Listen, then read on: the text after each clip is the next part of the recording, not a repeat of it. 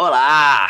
Bem-vindos ao Papo na Arena, seu podcast semanal onde a gente indica e troca ideia sobre conteúdos que a gente lê, ouviu, assistiu, sempre trazendo uma visão de produto para discussão. Eu sou o Arthur, fundador da Product Arena, a primeira escola de produto do Brasil. E eu sou a Ix, gerente de produto na Z1 e criador da newsletter O Que Eu Vi Por Aí. E no programa de hoje a gente vai falar sobre 3 assuntos, mas antes deles eu tenho que dar uma zoada no AX, porque né, o São Paulo ontem foi campeão em cima do Flamengo e finalmente a gente tirou essa da fila. Agora a gente pode falar dos próximos blocos. É isso. Eu tenho 4, então tá tranquilo. Curte aí a primeira. Nem dói mais. É o 7º título perdido do ano, nem dói mais. Bom, no programa de hoje a gente vai falar sobre 3 tópicos. Um deles que é finanças para PMs, o quanto que o PM deve saber, conhecer sobre esse tópico. A nova funcionalidade do WhatsApp em busca de seu super app. E os aprendizados do Miro, da ferramenta lá que todo mundo já deve ter usado, na parte de crescimento, onboarding e tudo mais. Bora lá? Bora lá, mas antes, momento jabá da semana. Pois é. Em parceria com o Serasa e a Bossa Box, na quarta-feira, dia 27/9, vai rolar o Papo na Arena com aquele tema que eu tenho certeza que você já passou pelo menos uma vez na sua vida. Que é construir internamente, contratar uma ferramenta, contratar uma empresa terceira pra fazer. Esse vai ser o top. Se eu tivesse passado só uma vez na minha vida, eu tava feliz. Não, no mínimo uma vez, né, David? E se liga na galera que tá convidado pro papo. Só tem fera. Carol Pilon, que é Head de Produto na Serasa. O Lucas Matos, que é Senior Product Manager na Lemon Energia. A Michi Yoshino, que é Product Hacker na Genial Care. E o Thiago Leocádio, que é CTO na Grafeno. E vai ter um montão de litro de chopp pra dar uma refrescada, porque tá quente pra caramba. Necessário, eu diria. Necessário. Então vai rolar no final, além do bate-papo, vai rolar um networkzinho, um shopzinho e pá. E além disso, tem os cursos, as novas datas do curso de ProdOps com o Dudu. Vai ter tanto presencial quanto online. O presencial vai ser no dia 28 de outubro, aqui em São Paulo. E o online e ao vivo vai ser no dia 25 de novembro. Como sempre, os links com aquele descontinho maroto estão na descrição. Boa, agora bora lá pra pauta. Bora lá!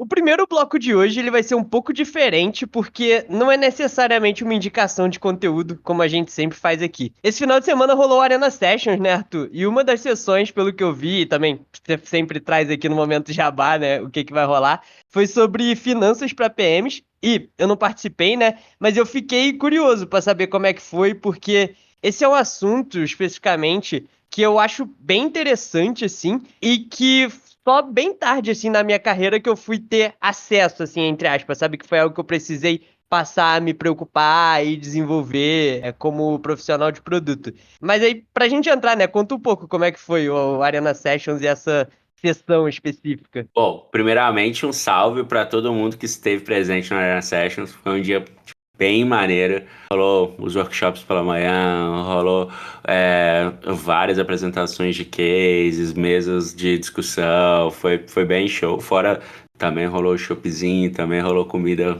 delícia. Então Tava foi. bonita a mesa de café da manhã, eu vi lá no Pois é. Foi bem show. Bom, no workshop especificamente de análise financeiras para PMs, inclusive um salve pro Filipine, que é quem foi o facilitador desse workshop. Cara, foi falado bastante sobre desde cálculo de churn, unit economics, até cases bem práticos mesmo, assim. E aí, né, tipo, quando a gente tá falando de unit economics, ajuda bastante a responder perguntas tipo, quanto custa para adquirir um cliente? Quanto receita um cliente gera ao longo do tempo, né? Lifetime value e etc. A empresa está ganhando ou perdendo dinheiro em cada transação. O modelo de negócio é escalável e sustentável a longo prazo. Então, assim, são tipos de perguntas que dá pra gente analisar, né? Cada vez quando você tem um pouco mais de acesso e ferramentas para poder entender um pouco mais sobre esse contexto de finanças mesmo. E uma outra parte bacana também que o Filipini trouxe foi o lance de cálculo de juros, o lance do preço do dinheiro mesmo, que tipo, R$1 amanhã vale menos, tipo, o real de hoje vale menos do que a de amanhã e tudo isso. Lógico que você não vai aplicar isso a cada feature que você vai fazer, a cada coisa que você vai fazer, mas é uma parada interessante pra estar por dentro. E no final das contas, cara, pra mim o mais importante do principal aprendizado, assim, do workshop é você conseguir tangibilizar o que você tá fazendo e o que traz de grana, ou economiza de grana na sua empresa, a funcionalidade, produto, ou quer que seja a business unit que você trabalha. E eu gosto sempre de zoar e falar com meus times quando a gente começa a entrar nesse tópico, que é possível calcular quase tudo, cara. Vai depender da conta de padeiro que você está disposto a fazer. Vai ter momentos, cara, que vai ser literalmente você tem acesso a um dado. Então, beleza, vai ser esse dado e baseado nele você vai começar a fazer as outras contas, né? E se quiser trazer uma tradução mais ainda do que esse dado, o North Star Metric da empresa e etc. Então, sei lá, quantos carros venderam, quantos apartamentos venderam, sei lá, transações foram realizadas, quantas viagens de bike tiveram, enfim, a métrica que norteia, mas é possível fazer uma correlação disso. E tudo vai depender, mais uma vez, da conta de padeiro que você está disposto e que a empresa está disposta, baseado na quantidade de dados que ela tem disponível, porque muitas vezes ela nem vai ter os dados, né? Muitas vezes tem que ir atrás dos dados ou começar o processo de colocar os dados para uma coisa ou outra ali. E inteirando sobre isso. Eu lembro, a própria Loft, a gente começou a calcular o Dollar Impact, que era como a gente chamava. No princípio era uma parada bem básica, assim. Depois a gente tinha acesso, a gente começou a ter acesso até ao BP, sabe? Fazer as correlações e as análises, etc, para chegar no número. E todos mensalmente a gente tinha uma discussão com o C-Level e etc para falar sobre isso, mas na língua que todo mundo falava, sacou? Que era na língua financeira. Então, para mim, esse é o grande ponto, assim, sabe?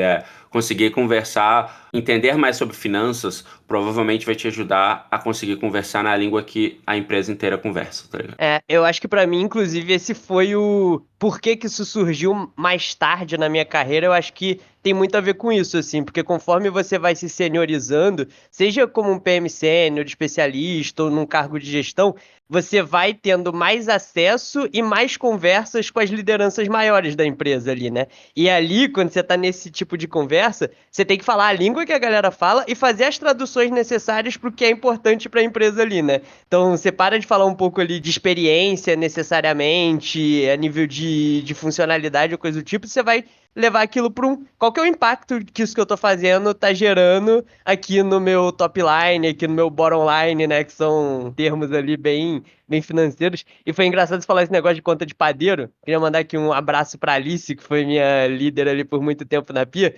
porque Grande Alice, um abraço Alice, para ela também.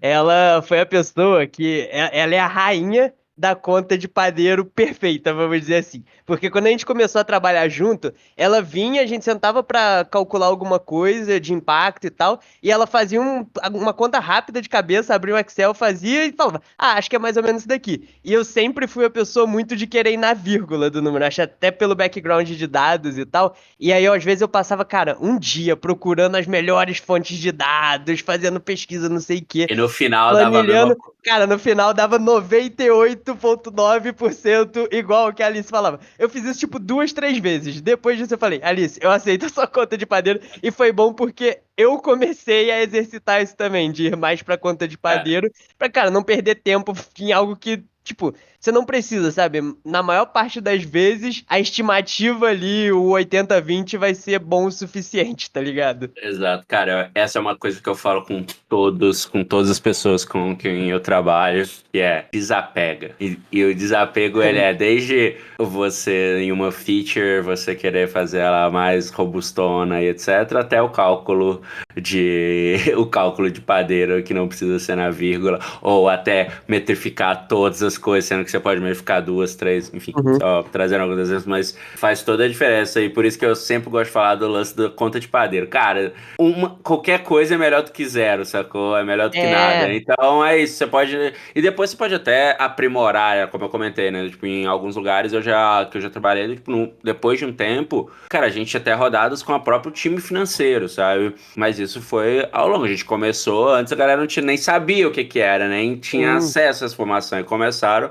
Então nem também seria produtivo se a gente quisesse ir no zero na vírgula da vírgula da vírgula. Sim, e até pegando a parte financeira, nem sempre vai fazer sentido você olhar, tipo, pro teu P&L inteiro, sabe? Às vezes o momento que tá a tua empresa não faz sentido. Então, você falou aqui Sim. de Unity Economics, né? Por muito tempo, por exemplo, no momento que os fundos cobravam mais crescimento das startups e tal, cara, você podia olhar muito bem ali pro crescimento e era isso. Aí depois você começa a olhar pra LTV/CAC, pra olhar um pouco mais pra tua eficiência ali, e aí com isso você vai olhando pra churn, pra LTV, esse negócio que você falou que teve lá na Arena Sessions de, por exemplo, cara, a empresa tá ganhando ou perdendo dinheiro em cada transação. É uma parada que às vezes a gente não se liga, porque, tipo, às vezes a gente pensa, eu quero crescer, é o mais importante, né? Às vezes a empresa crescer, principalmente que a gente vem de tempos que a mentalidade era muito essa, e, pô, às vezes se você perde dinheiro a cada cliente novo, no momento de mercado que a gente tá agora especialmente, não faz sentido você crescer. É melhor você não crescer até você aprender a rentabilizar essa base ou aumentar o LTV dela, coisa do tipo,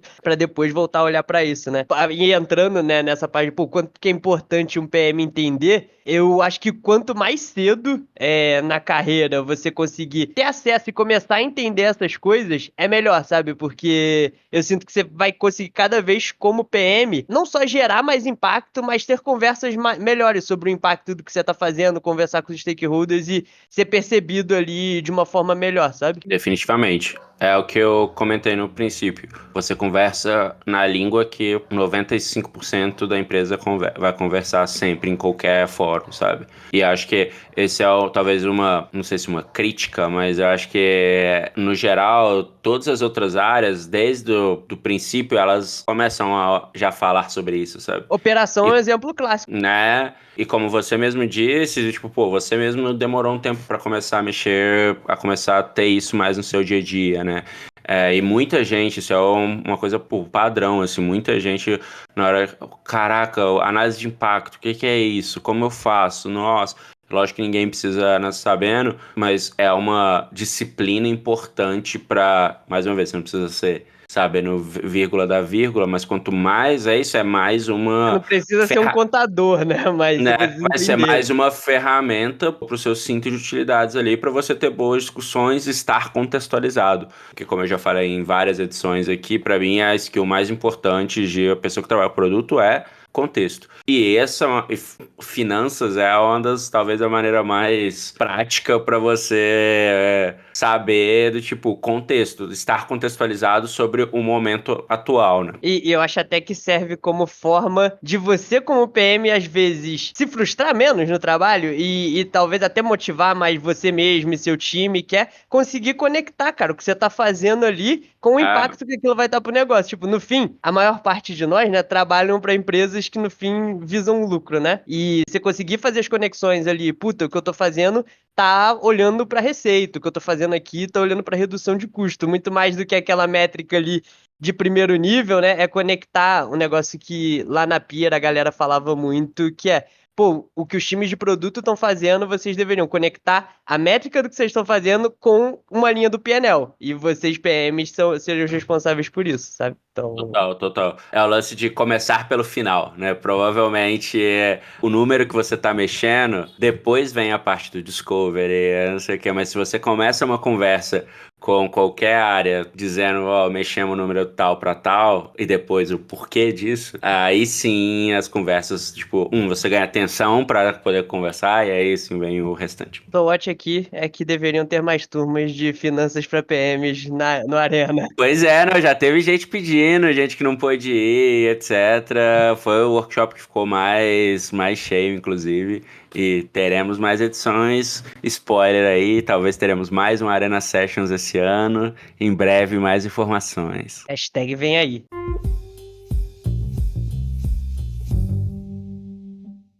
E para o nosso segundo bloco, nós vamos falar sobre o Flows, que é a nova funcionalidade do WhatsApp. A gente, inclusive, já comentou sobre isso em um dos episódios, os apps que têm potencial para virar o super app, etc.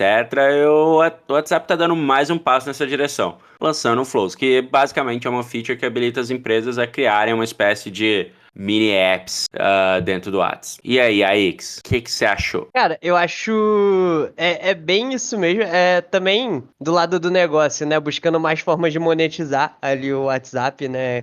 Cada vez mais o Facebook tá olhando pra isso muito, dando ferramentas pra negócios. Como usuário. Eu não sou o tipo de usuário que gosta de fazer muita coisa dentro do WhatsApp, não. Eu acho que eu sou meio geração antiga que prefere entrar no site ou no app, É fazer o estranho, negócio. AX, você é estranho. Mas eu sou desse tipo. Pero que eu acho que corta muita fricção, né? Você conseguir resolver várias coisas ali pelo WhatsApp, tipo os exemplos que eles deram, tipo de você conseguir marcar lugar numa passagem, por exemplo. Eu acho que são fluxos que completamente dá pra você trazer ali pro teu app de conversa, né? E é mais fácil pro usuário no final você tá fazendo algo num lugar que ele já tá acostumado, de certa forma. Cara, eu pensei em algumas coisas quando eu vi essa notícia, e uma delas também me lembrou mais uma vez da conferência do Facebook, e eu tinha comentado lá já sobre o lance da próxima era do vídeo e das fotos, e numa outra ele falou muito sobre que para muita gente a internet era o Facebook, né? E acho que, bom, a gente vive numa bolha high-tech, né? No aspecto que a gente, Total. cara, tem muito mais acesso, conhece, usa muito mais aplicativos, faz menos coisas, mas cara, tipo, minha avó, ela faz tudo pelo Facebook, pelo WhatsApp. Agora, recentemente, que ela começou a entrar no Instagram. E tá curtindo todas minhas fotos, stories e qualquer outra coisa Ainda que eu. assim, né? A internet É, pra ela são essas interfaces sociais ali, não é o que é a exato, grande web pra gente. exato.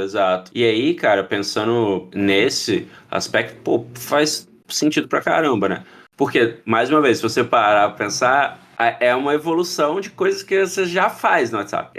Só que é deixando o que você falou com menos fricção. E por isso que eu sempre gosto de falar no lance do quando você tá pensando nessas coisas, pensar na ação que a pessoa faz, né? E não necessariamente como será a feature e blá blá blá. Porque essa é a consequência, no final das contas.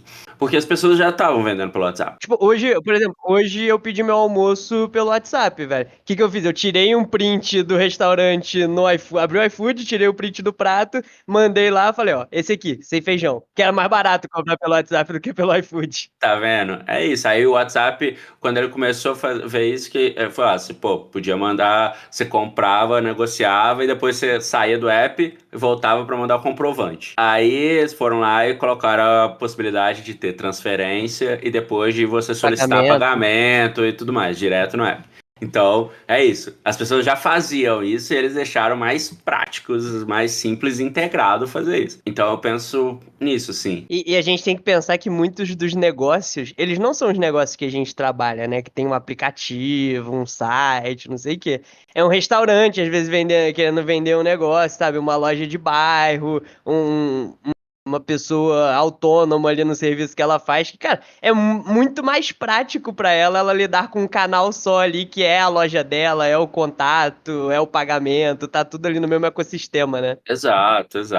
E mais uma vez, uma interface que ela já está acostumada, já está fazendo indiretamente ou diretamente aquilo. Então, eu acho que tem um potencial muito grande, cara. E assim, na minha opinião, o WhatsApp segue aí na corrida pelo Super App. Se eu fosse escolher um, cara, provavelmente seria o WhatsApp. Tem uma barreira aí, ó. Eu não sei se é uma barreira, né? Mas tem um lance diferenciado aí, que é o aspecto que, tipo, o WhatsApp, por exemplo, nos Estados Unidos, ele não é tão, tipo, utilizado. Tanto que essa funcionalidade, ela começou na Índia, se eu não me engano, e eles estão rolando pro Brasil e para mais alguns outros poucos países ali. São os mercados É, maiores do WhatsApp. total, que é a Índia e Brasil que são os maiores mercados dele. Mas também nisso a gente já tá falando, tipo, de muito mais milhões de pessoas do que tem nos Estados Unidos, né? E aí, cara, eu volto mais uma vez naquilo que a gente falou também em uns episódios, que é, tem um livro que eu recomendo bastante também, que é o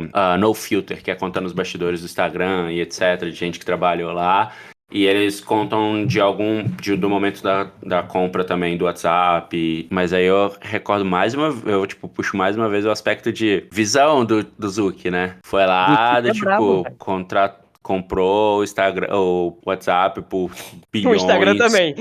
o Instagram também. E hoje, se você parar pra ver, são os apps que são, assim, mais utilizados. Você falou de super app, mano. Eu diria até que é quase um super ecossistema. Eu não lembro se eu ouvi num Aham, podcast, acho que foi algum podcast, não vou lembrar qual. Mas falando, hoje, o que a gente tinha antigamente de todo mundo tem que ter seu site, depois todo mundo tem que ter seu app, tem muito negócio que o app ou o site da pessoa é o Instagram, tá ligado? É onde ela total. tá lá, faz a divulgação, tem os destaques dela, tem tudo. E aí o Instagram é, vamos dizer, a vitrine. E ela leva essa pessoa pro WhatsApp pra converter depois, tá ligado? Então, é um super ecossistema ali que se conecta. E falando só de Instagram e WhatsApp, você nem entrar em Facebook em si, sabe? Total. Só um último ponto, né? Acho que tem pra pessoas de produto, fica aquela coisa do balanço entre, pô, vou entregar uma experiência pro usuário que talvez seja melhor e com menos fricção, versus, pô, eu queria que ele usasse o meu app por eu ter mais dado, entender melhor o comportamento, coisas desse tipo, né? Então, por exemplo, dados de geolocalização que às vezes você pode ter no seu app que vão te ajudar. Se você transaciona tudo no WhatsApp, às vezes você não consegue ter. Então, tem esse balanço também do o que fazer, aonde e por quê, né? Exato. Mas boa, vamos ver aí como que vão usar. Já tem, só lembrando, né? Já tem alguns produtos que estão usando. Então, Banco Pan, Magalu já estão usando Flows ali. E vamos ver novas Sim. aplicações que surjam por aí. E sabe o que que isso me lembrou também, só pra analisar? Do tipo, tanto a Apple quanto o Google já meio que fazem essa coisa com os. Eu esqueci agora o Eu nome, esqueci o mas. nome, não é de Smart App, mas eu sei o que que você tá falando. É. Que era tipo um Exa loadzinho de uma parte específica do app sem você precisar baixar ele que inteiro. você podia fazer e utilizar ela antes de fato baixar o aplicativo e Eu fazer, lembro, quando eu aproveitar tava na todos os outros, né? ingresso.com, isso surgiu. Pô, vou achar o nome aqui É. antes do final do episódio. Nota do editor aqui rapidinho. O que a gente estava tentando lembrar eram os Instant Apps no Android e os App Clips na Apple. Bora voltar pro programa. Mas é a tendência, que tipo, tirar fricção não é uma tendência, né? É algo que no fim é bom. As pessoas buscam formas diferentes, né? As empresas buscam formas diferentes de fazer isso. O Facebook tá ali se aproveitando do ecossistema que ele tem para isso.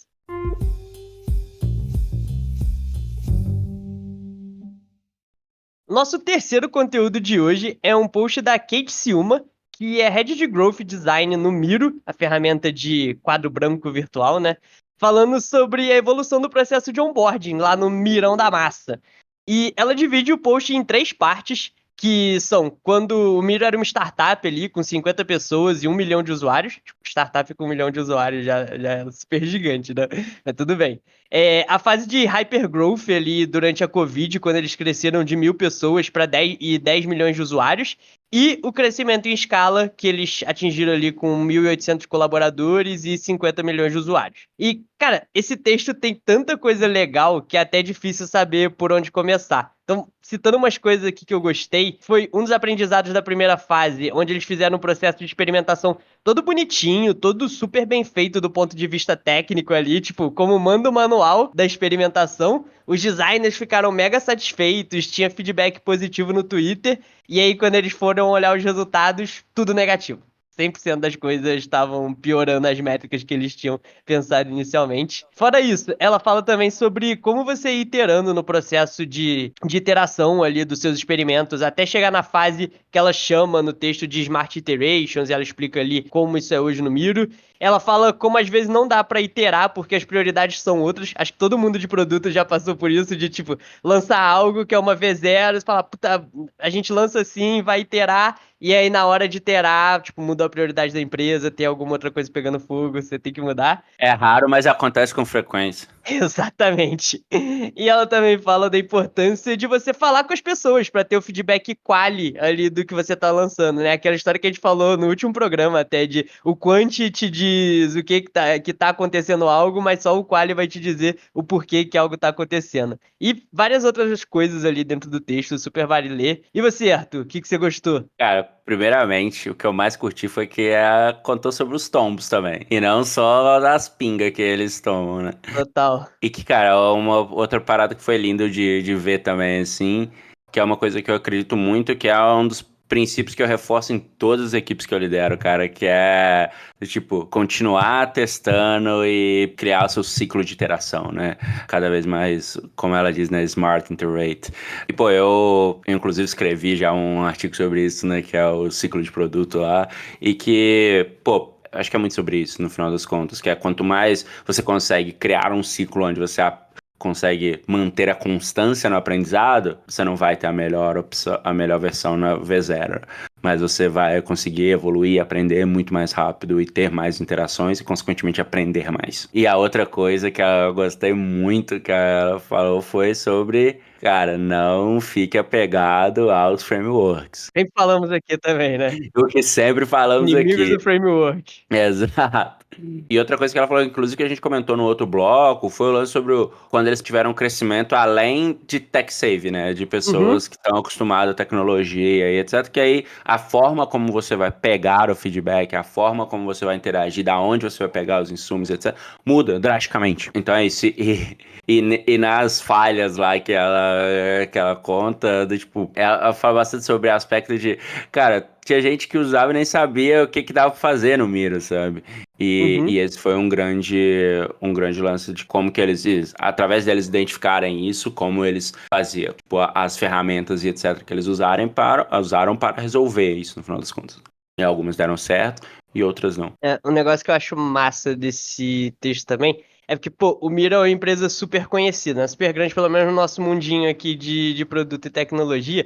E muitas vezes a gente olha para esses produtos de sucesso e tende a querer copiar, às vezes, né? De olhar e falar assim, pô, se eles estão fazendo isso daqui no fluxo de ativação deles, deve ser porque tá funcionando e dá certo, né? E esse texto é para mostrar que isso não pode estar mais errado, né? Ela fala, cara, a gente fez um negócio aqui, mó da hora, todo mundo dentro gostou e não deu resultado nenhum, velho. Agora imagina um competidor indo lá e falando assim, pô, o fluxo de ativação do Mira é esse daqui, vou copiar e porque deve estar dando certo. Bum, tomou na cara, né, velho? Cara, eu não sei se eu já comentei sobre isso em algum. Devo já ter comentado isso, mas esse é um exemplo que eu amo comentar. Quando a gente tava começando a Use, tô falando, pô, lá 2016, né?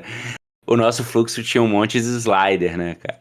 E rapidinho a gente percebeu que não funcionava pra gente pra selecionar as suas assistências e sinistros e os valores, né, que você querer.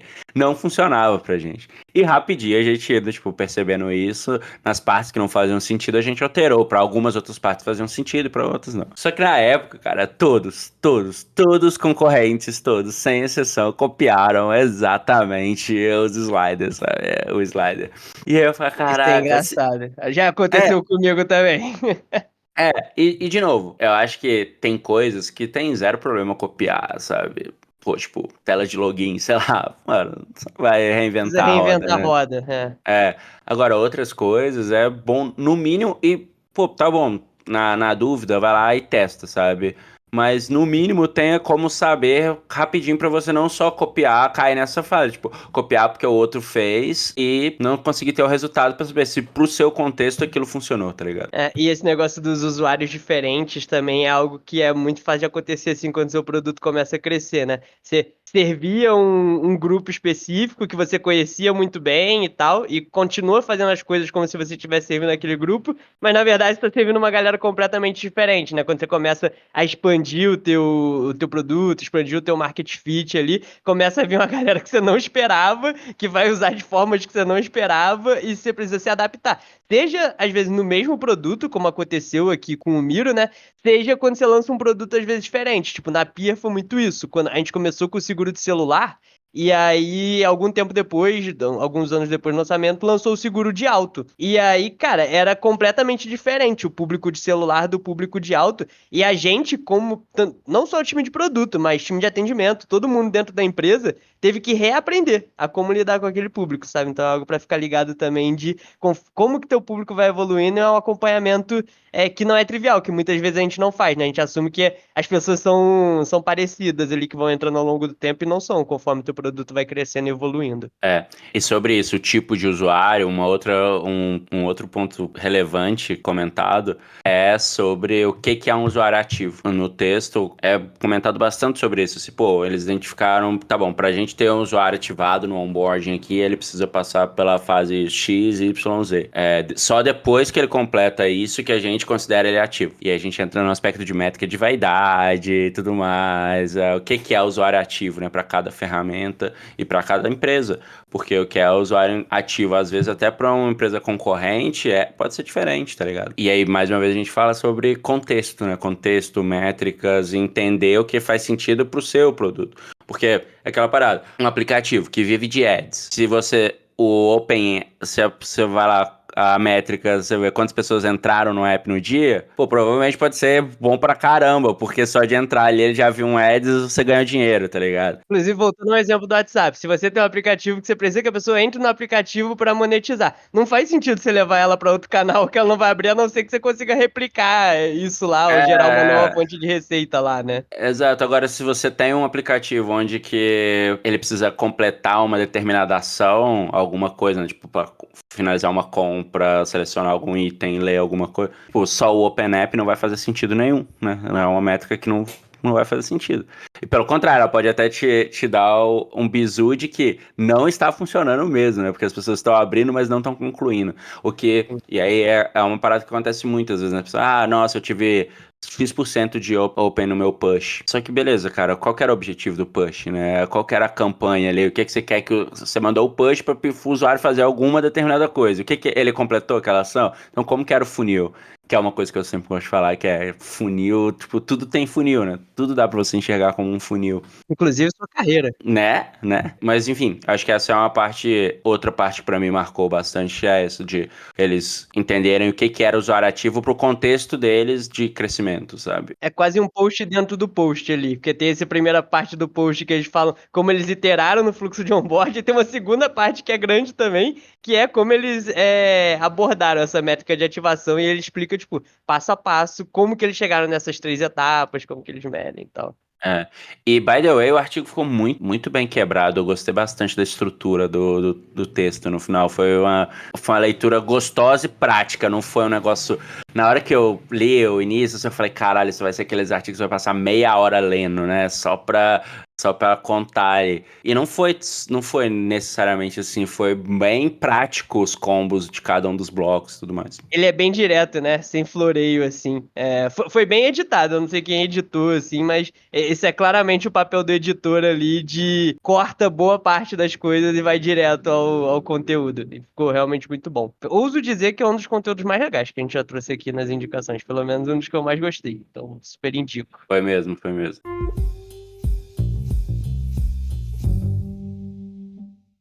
E lógico que pra terminar. Esse episódio a gente não falou sobre AI, hein? Zero. Verdade, não falamos. Mas a gente vai falar de futebol mais uma vez, porque como São Paulo foi campeão e o Flamengo perdeu, a sua. Prenda. Como que é? A sua prenda de perdedor será falar o encerramento. Eu vou falar, pra não deixar o assunto AI morrer, eu vou dizer que eu preferia uma AI dirigindo o clube de regatas do Flamengo do que a Corja, Landim, Marcos Braz e agregados ali.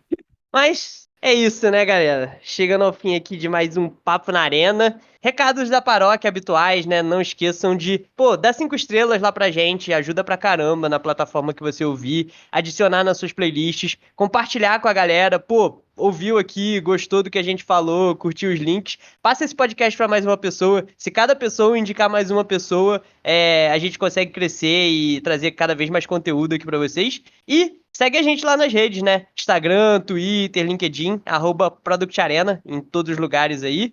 E é isso. Semana que vem tem mais. Até lá. Um beijo pro Dorival Júnior. Valeu!